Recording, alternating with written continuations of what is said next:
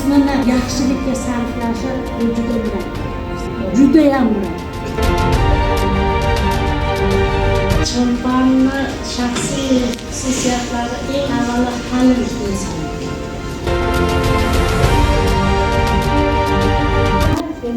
Ko'chaga chiqib emas, o'lkalarida yo yaktaksiz, yo kalishsiz, yo qani desa, ana oyog'ida yuradi.